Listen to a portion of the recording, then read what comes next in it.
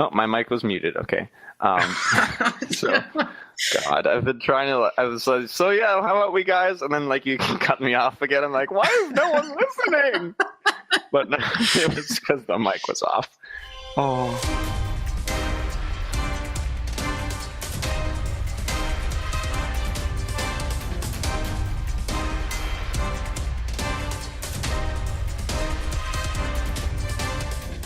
What is Ketho doing during this escapade? Last I knew, I was hanging out with Damek and his sister. Well, Damek specifically, because Natalie and the party had all gone down to the surface of the planet to look at the plasma reactors there, and they learned a lot of things there. But Ketho will find out about those in due time.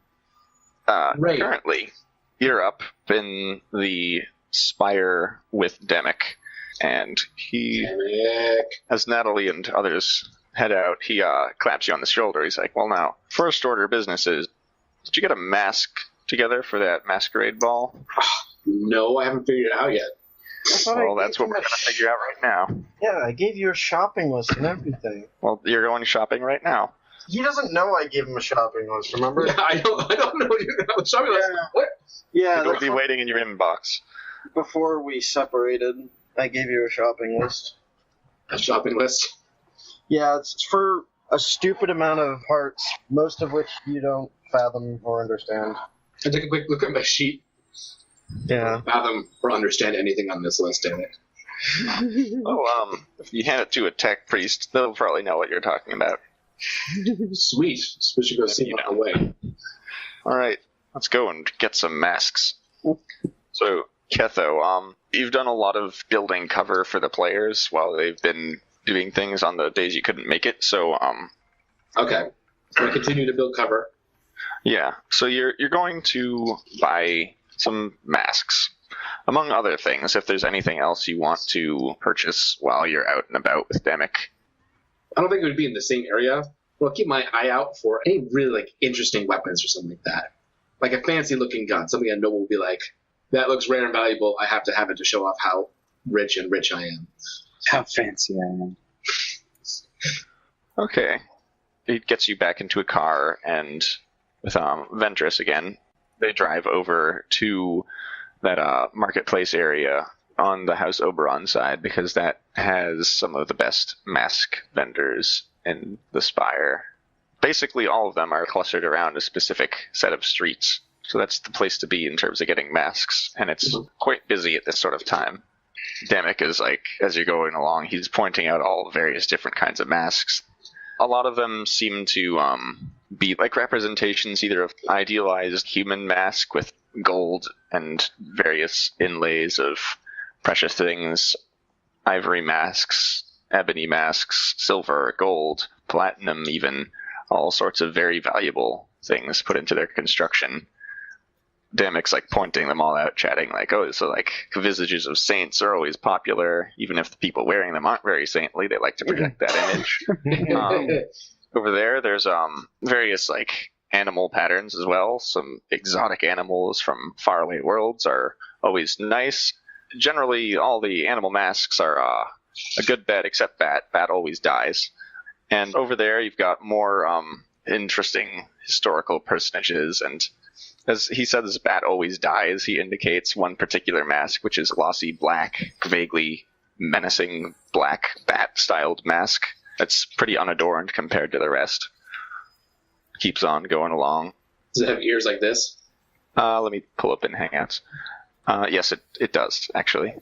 I am not Batman, but I'm tempted. Actually, is there someone there who could do a custom one? I asked Damek. Yes, there is. You might have to do some convincing to get him to take on a mask-making job at such short notice, but there's definitely some very capable craftsmen here. I get just a basic of the perfected human white masks with some gold inlay, and I bring it to a craftsman. Yes. I ask, do you think you can make a small alteration? The bearded man has a set of lenses in front of his eyes, and they all flick up one after another, And he looks at you with some beady black eyes and says, "Yes, what alterations did you have in mind?" Well, it's not too hard to put in like a gem or something like that, right? Not too hard, How about provided you've got the cash or the clout to get them if you're looking for something particularly noteworthy. Oh, I have something personal I'd like you to put on there. I hand him over a round from my old pistol. And how do you want this in here? Like a teardrop. Presumably you want the round deactivated. Please. Ah. Yeah. Alright. I can see if I can do that. Make me influence test at +20. There we go. Right. You've got some free cash on hand that you can afford to pay the modification fees and get that mask. That roll's also good enough to cover getting masks for the rest of the party as well. So if the rest of you could describe what sort of mask you wanted to have, then Ketho can pick one up. You need adamantium. If you're looking for one that serves as suitable armor, most of them aren't particularly designed for combat.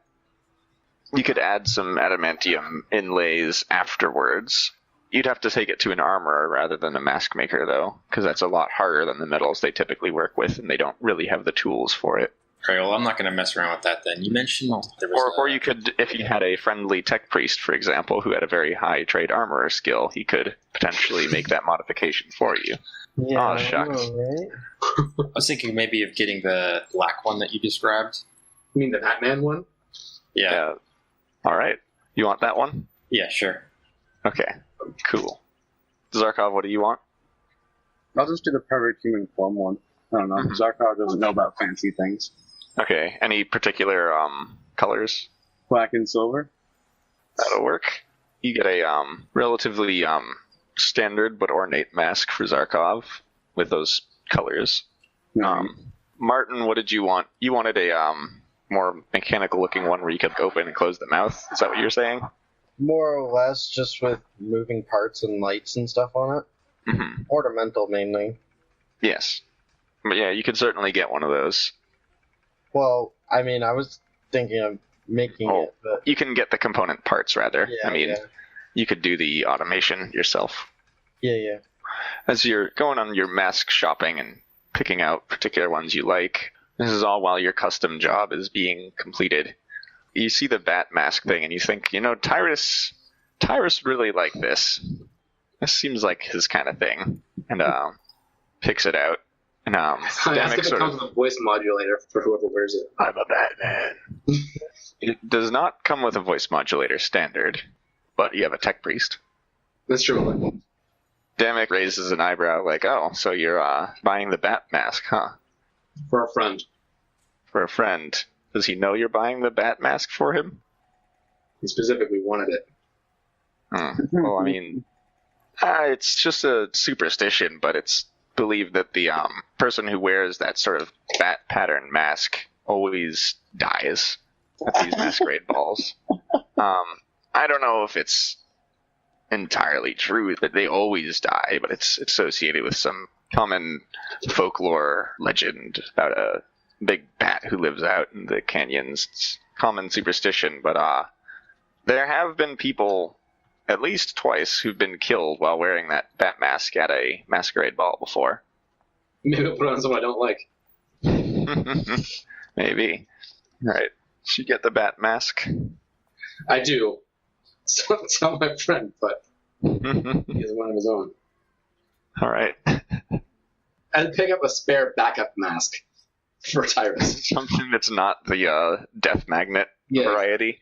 Okay. I pick him up a plain, beautiful looking white one. Alright. And ask if I can get a regicide piece put in the shipment tier on the side. While you're shopping, you do see that there's a particularly exquisite looking chainsword. The adamantium chain guard is brushed with gold inlay that depicts various battle scenes on the side of it, and it has faint blue glow coming from inside the hilt. Seems like an ornamental lighting, but it still adds a very nice complementary effect. If you're interested, you could make an influence test to try and see if you've got the funds left after your mask spree to get that. I do, because not even someone else might want, not just me. Mm-hmm. Any modifiers? -10 for scarce availability chainsword. No. I have a moth in there. You filled it? Yeah. Okay. Your spending spree has depleted your cash reserves, so it looks real nice, but you don't have the stuff on hand to get it this time. Oh, well. Them's the breaks. It's alright, next time. Yeah. Damek does say it's a mighty fine piece, though. You should get it. You look awesome on you, dude. Well, yeah, I mean, while we're here, why not let the thrones flow? So he purchases that chainsword himself and admires its balance and heft as he sheaths it by his side. So you continue onwards with your shoppings. That takes most of your afternoon. You stop in for tea at another local place along the way. Tea round number 2. The noblemen here love their tea. Woo! So you do wild partying with the tea. I got a tea game. We're going to go to the bar. Mm-hmm. By the time you guys are heading back, it's 8:30. So that was most of the afternoon into the evening. At this point, you guys are about synced up in time. So I'll come back with Damek. Woo! Shopping! Mm-hmm. You guys, after you finish your shenanigans in Pier 17, where do you go? Well, the ball isn't until the next night, correct? Not until the next night, correct. Natalie tells you guys, if she hasn't already, that she doesn't know the current whereabouts of any of Margolin's acolytes. As you guys are walking up, then she gets a call on her personal vox that's carried by one of the guards accompanying her. So she furrows her brow, goes over and takes the call, and has a short conversation very quietly, then hangs up again.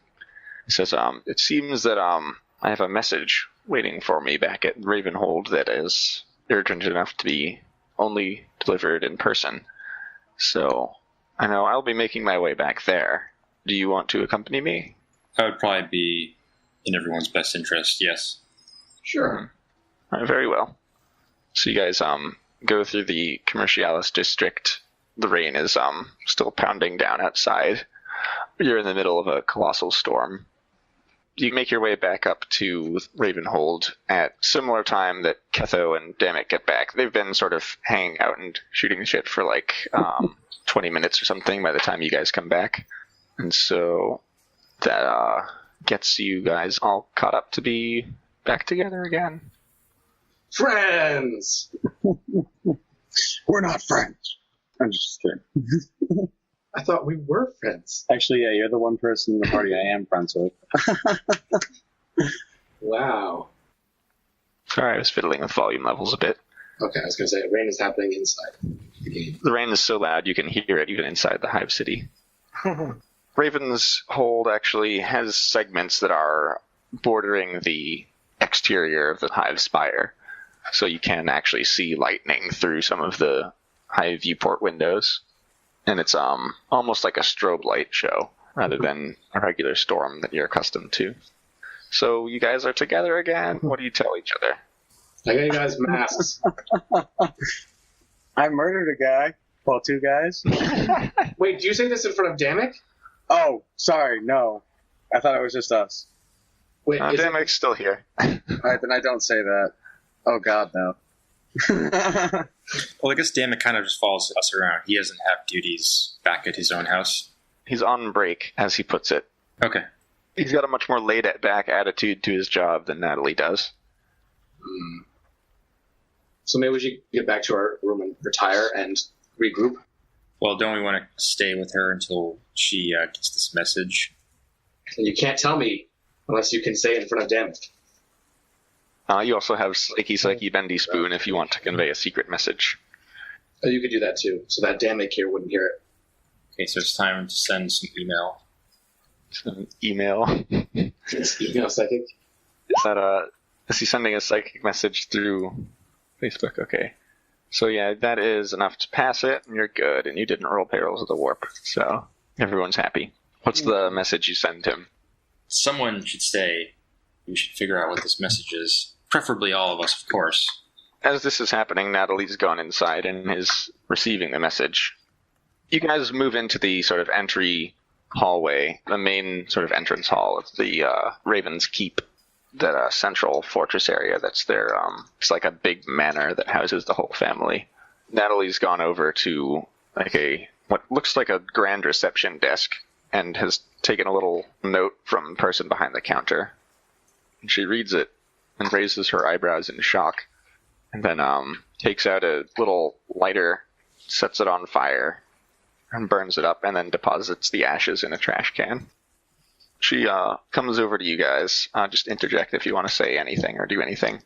With a look of bewilderment, but also concern, she says very low to you guys, not to Damek, that she got the first communication from one of the Inquisitor Margolin's acolytes that she's had since the night they disappeared. Who was it? Well, it's signed FT. It's Felicia Tolbin, presumably her. Remind me what her role was as an acolyte? She was the roguish social character of the group, essentially. And she basically said that she's currently in hiding. I'll meet you at the masquerade ball. I have dire news. Destroy this message when you find it. I don't know who is still looking for us. Well, this is very peculiar. Were you planning on attending the ball? Yes, I was, she sort of says grudgingly. It's expected of me, but now I absolutely am going. Well, all of us are invited, of course. And now that we have this secret pass, we're going to obviously have to infiltrate that. We haven't discussed it amongst ourselves as to who will take up the duty of masquerading as the smuggler captain. No takers? Okay. No, I got it. I got it. Well, We're trying to destroy it's going to be either me or Ned, because he hasn't seen either of us, but Ned is a face. I don't know who Ned is. Well, we all have masks, too. Oh, that's what I meant. Actually, this is true. We do have masks. Is this invitations to the ball that we're going to anyways? The ticket is to the secret auction. Ketho, you don't actually know about this yet. Oh, okay. Well, are you guys going to stick around, head out? Any further questions? Can somebody fill me in on everything? If you get out of here, you guys can tell Ketho what happened. Ketho looks very confused right now. Whatever, I went shopping. You guys missed out. I won't tell you what I got till later. Tyruss, I got you this beautiful bat mask that's supposed to bring good fortune and happiness. Yeah, exactly. Well, I guess it's up to the party. Do you guys want to hang out here with Natalie for a little bit longer, or do you want to go back to House Oberon? Is there a place here where we could get like a moment alone so we can convey more information? Out of Ravenhold. Or Raven's Keep, rather. You don't have a secluded library somewhere in here? The question is Natalie in like a great danger right now? Is she safe in this place? Are we suspecting her or something? Do we need to be around her to make sure she doesn't do anything worse? What is happening? Unless Tyruss wants to send more psyche messages, you don't really have a way to talk about it in front of Natalie/Damek without them overhearing. You could also just leave and then tell him. It could also use suggestion to tell Damek to go pick up a cake or something. No, don't mess with Damek. We like him. At least I like him. Oh, okay. Can any of you in some way tell me if there's an essential reason for us to stay here for the night? To protect Natalie. All right, well, let's just stay here. We'll hang out. I don't know if we're guests here exactly. Damek, at this point, says, been a pleasure spending time with you, Ketho, but I've got to attend to other business. Then he's like, so long. I'll see you at, if not tomorrow or tonight, then the Masquerade Ball. Yes. Sounds good. Yeah. He walks off and says offhand to one of the guards on the side, "Is she here yet?" As he's walking up the stairs farther into the manor, and he's clearly got other plans for the evening. Natalie's still here with us. Yes. So just to go look and say, so how was the planets? Natalie's like, well, if we want to discuss things in more privacy, then we can go to, I have a personal study that we can use. Great. So she ushers you all up the stairs, down a different corridor than Damek took, up some winding staircases and labyrinthine passages. Ask Natalie, so does Damek normally see a lot of girls? Whenever he feels like it, really doesn't have a commitment to much of anything, but it's not every weekend, but most weekends. He's got a new person around the place. So you go through walls with a dark paneled wood and a deep green carpet, and eventually enter a small study that has a couple comfortable chairs around the place and a fire already blazing. There's a butler sort of opens the door for you as you enter. He's like, "Good evening, Miss Natalie." She nods her greetings to him, and you all gather around her personal study. She pulls out some amasek for everyone. Oh. So, we have a lot to discuss, it seems. So yeah, what happened? How's your day? So yeah, we went down to the planet's surface. I tailed the group, and I came across some smugglers. So I split one in half, and then threatened the other one for information. Then he decided that it was better to try to threaten me and run for his life than to barter with me, and pulled out a grenade, to which then I didn't take kindly and slashed him across the back as he tried to run, and then dodged out of the way of the explosion, which annihilated him. This happened after you mentioned the I word. Oh, yeah, the Inquisition.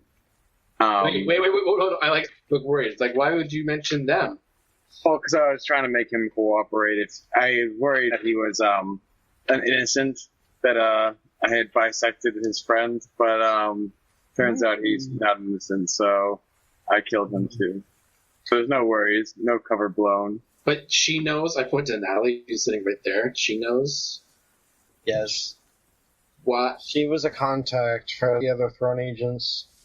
Acolytes, I mean, she is a throne agent. I see. Sort of an auxiliary promoted throne agent. I look over at Natalie. It's a pleasure to meet you. Yeah. Pleasure is mine. So, after you murdered some people, what else happened? Were they looking to hurt you? They weren't looking to hurt me at first, but I killed them. So there were some smugglers down there.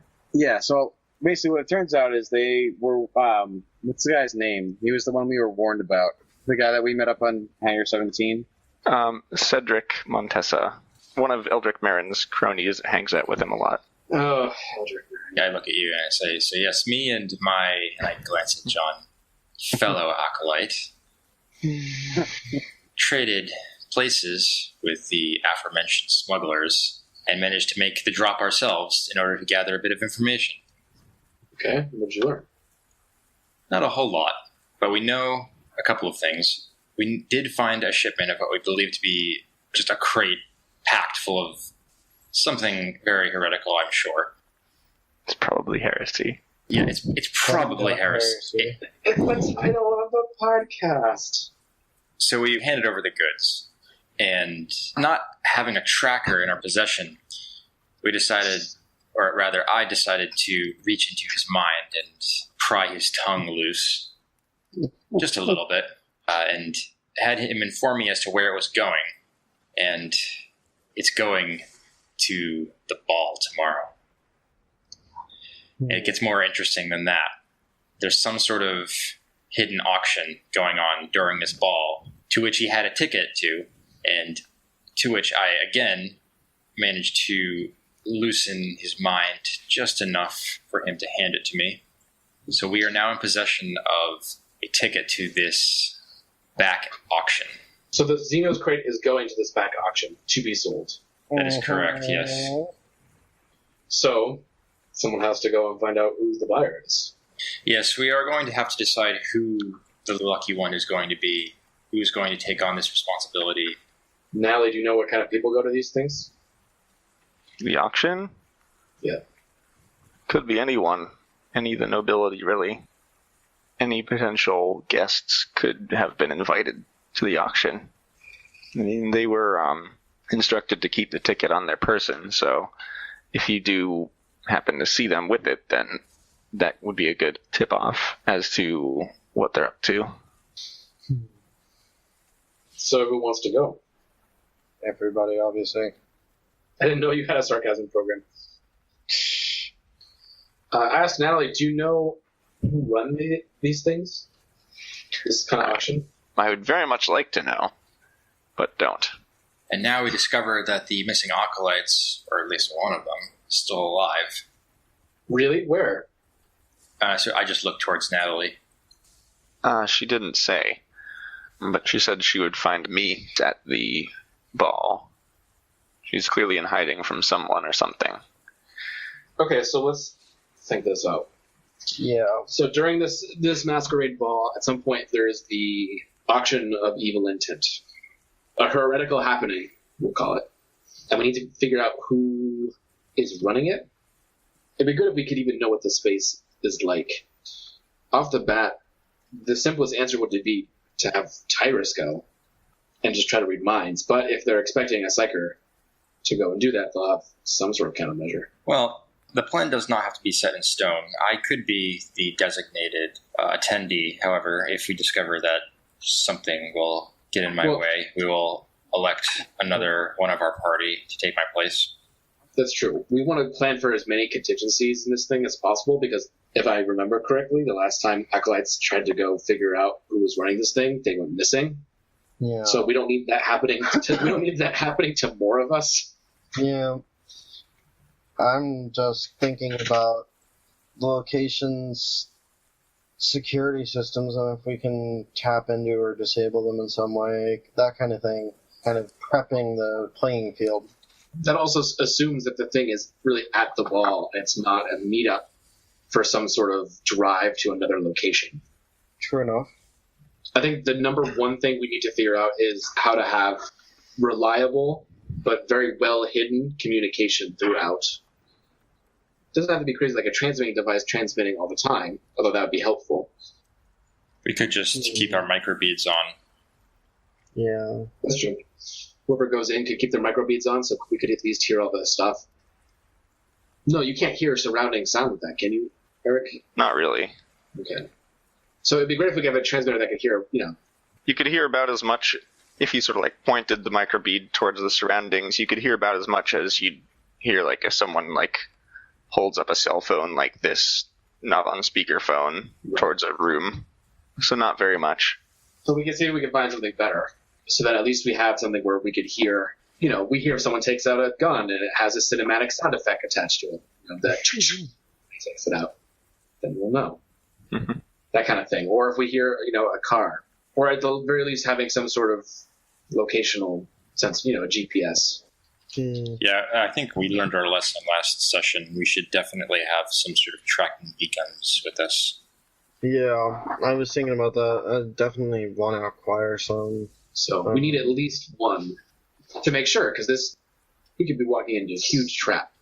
Because who's not to say that they don't figure out that one of their tickets has been compromised?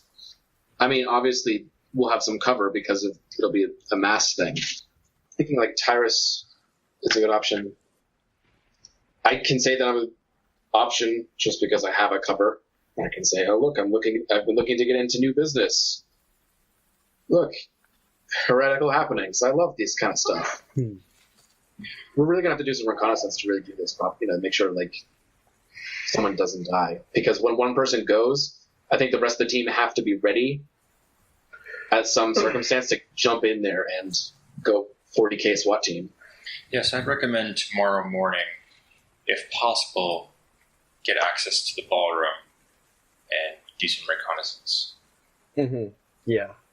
But yet again, we still don't know where the important bit will actually be taking place.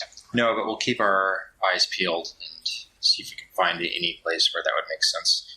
If we can at least make entrances and exits to the ballroom, right, and figure out where everything could be, we can at least, and also figure out ways out of the building, right? We at least have a plan if whoever starts moving gets thrown a curveball.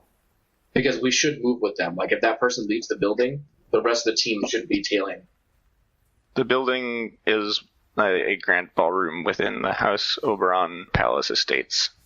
I ask Natalie, do people normally? I mean, they normally spend the whole day, if not more, preparing it, right? So it's probably open access. Yes, the preparations began early in the morning. Yes, the building will be accessible. Actually, this might be a good time to break things off for the day so you guys can do some planning further amongst yourselves. Because I gotta head out soon. Oh, okay. Mm-hmm. Yeah, we need some conniving without the DM around anyway. And for the day's work, you get 50 experience. Not bad. That is, I guess, a wrap for the night. It was nice hanging out with you guys today. All right, Right. see you. Bye, Eric. All right, have a good one. Bye. Let the conniving begin.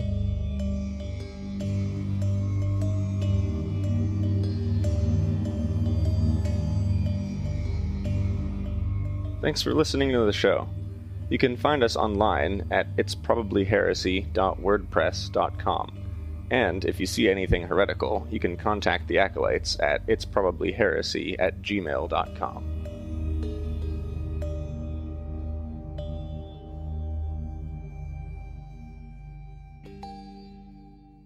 I'm a Batman.